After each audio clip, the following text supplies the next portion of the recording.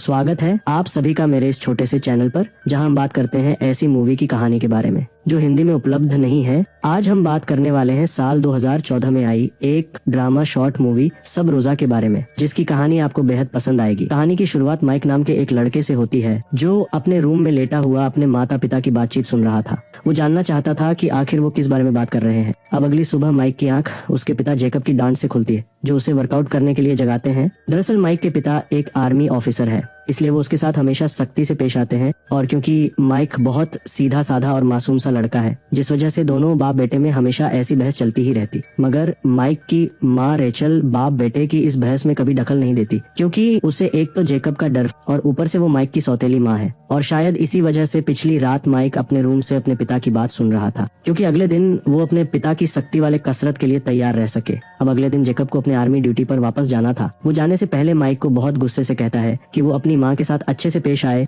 और फिर वो रेचल से कहता है कि तुम कुछ भी करके मेरे आने से पहले माइक को कैसे भी करके एक सख्त लौंडा बना देना। लेकिन माइक इस बात पर गुस्सा होकर अपने रूम में चला जाता है। दरअसल जेकब माइक को समय से पहले एक सख्त इंसान बनने के लिए दबाव देता है, क्योंकि उनके मुताबिक बाहरी दुनिया जितनी दिखती है उतनी मासूम और सीधी सादी नहीं है। इस दुनिया में सिर्फ वही टिक पाएगा जो शरीर और मानसिक रूप से मजबूत होगा। और इसीलिए जेकब अपने बेटे माइक को मानसिक रूप से कड़ी बातें कहता है ताकि वो स्वतंत्र हो जाए। यहाँ जेकब के जाने के बाद रेचल किसी काम से बाजार जा रही थी, मगर किसी वजह से उसकी गाड़ी शुरू नहीं हो पाती। वो काफी देर तक कोशिश करती है और फिर माइक से मदद मांगने उसके रूम में जाती है, लेकिन माइक तो उसके रूम में अपने फोन के साथ खुद से खेल रहा था। माइक को व्यस्त देखकर बाहर खड़ी रेचल उसे परेशान करना नहीं चाहती, लेकिन तभी माइक ने उसे देख लिया। वो हिचकिचाते हुए रेचल से पूछता है क्या उसे कोई काम था। रेचल ने उसे अपनी खराब हुई गाड़ी के बारे में बताया, जिससे माइक गाड़ी को ठीक करने चला जाता है। माइक को गाड़ी ठीक करता देख रेचल बस उसे ही देख रही थी। वो सोच रही थी कि माइक का बर्ताव उसके पिता के बिल्कुल विपरीत है। वो अपने पिता जैसा गुस्सैल और कठोर नहीं है।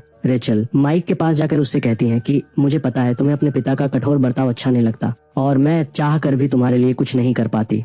लेकिन माइक तो रेचल की बातों को नजरअंदाज करते हुए बस अपना काम कर रहा था। जिसके थोड़ी देर बाद रेचल जेकब को कॉल करती है और गाड़ी के खराब होने की खबर देती है। वो ये भी बताती है कि माइक भी उस गाड़ी को ठीक नहीं कर पाया, जिस पर जेकब फोन पर ही माइक पर चिल्लाने लगा, जिससे थोड़ी देर आराम करने के बाद वो फिर से गाड़ी को ठीक करने चला जाता है और रेचल भी फिर से वहां आकर खड़ी हो जाती है। माइक रेचल से कहता है कि वो इस गाड़ी को ठीक नहीं कर पाएगा, जिस पर रेचल उसे प्रोत्साहित करते हुए कहती है कि ऐसा कोई काम नहीं जो तुम नहीं कर सकते, बस तुम्हें खुद पर और अपने काम पर भरोसा होना चाहिए। रेचल की ये सारी बातें सुनकर पहली बार माइक को रेचल बहुत अच्छी लगी, और तभी अचानक से रेचल के पैर में मोच आ जाती है। माइक तुरंत उसे संभालते हुए उसके पैर की देखभाल करता है। माइक को अपनी चिंता करते देख रेचल कुछ भावुक हो जाती है। फिर कुछ देर बाद माइक वहां से चला जाता है। उसके जाने के बाद रेचल समझ गई थी कि पहले के मुकाबले माइक अब उसे कुछ पसंद करता है। उसी रात माइक जब टीवी देख रहा था तब रेचल भी उसके साथ बैठकर टीवी देखने लगी, और टीवी देखते देखते दोनों ही कुछ हंसी मजाक भरी बातें करने लगे। उनकी बातों से दोनों ही अब पहले के मुकाबले कुछ करीब आ गए थे, जिस वजह से उन दोनों के बीच नजदीकियां भी बढ़ने लगी।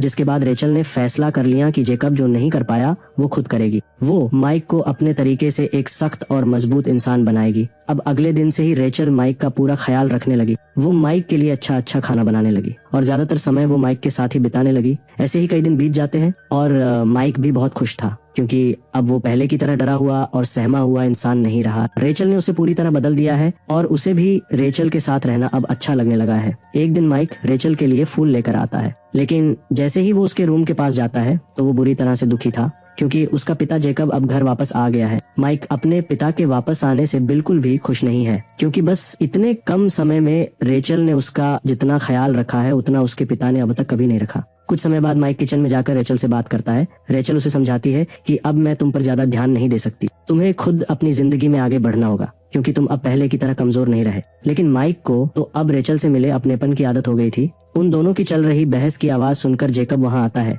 जिससे रेचल झूठ कहती है कि मुझसे गलती से बर्तन नीचे गिर गए थे और माइक बस उन्हें उठाने में मेरी मदद कर रहा है। अगले दिन जेकब माइक को मछली पकड़ने लेकर जाता है, जहाँ पर वो कहता है बेटा इस दुनिया में तरह तरह के लोग हैं, अगर तुम एक मजबूत इंसान नहीं बनोगे तो यहाँ के सभी लोग तुम्हारा फायदा उठाएंगे। मगर यहाँ तो जेकब की बातें माइक के सर के ऊपर से जा रही थी। वो एक छोटा चाकू निकालकर जेकब को मारने की कोशिश करता है, लेकिन तभी जेकब उससे कहता है कि बचपन में मैं भी तुम्हारी तरह बहुत शांत और मासूम था, और इसलिए मैं नहीं चाहता मैंने जो सहा वो तुम्हें भी सहना पड़े। अपने पिता से ऐसी बातें सुनकर माइक अपना चाकू वापस रखता है और घर आकर सबके साथ डिनर करता है। तभी अचानक से माइक एक बंदूक जेकब के ऊपर तानकर उसे रेचल और उसके बारे में सब कुछ बताता है। वो बताता है कि उसके आर्मी जाने के बाद रेचल ने उसका कितना ज्यादा ख्याल रखा। रेचल को उसकी इतनी ज्यादा चिंता रहती थी जितनी आज तक उसके अपने पिता को नहीं रही। यहाँ तक कि रेचल ने मुझे पूरी तरह बदलकर एक मजबूत इंसान बनाया और अब जब सब कुछ सही से चल रहा है तो आप हमारे बीच नहीं आ सकते। दरअसल माइक को रेचल से इतना ज्यादा लगाव हो गया था कि अब वो नहीं चाहता उनके बीच कोई और आए। एक ऐसा भावनात्मक जुड़ाव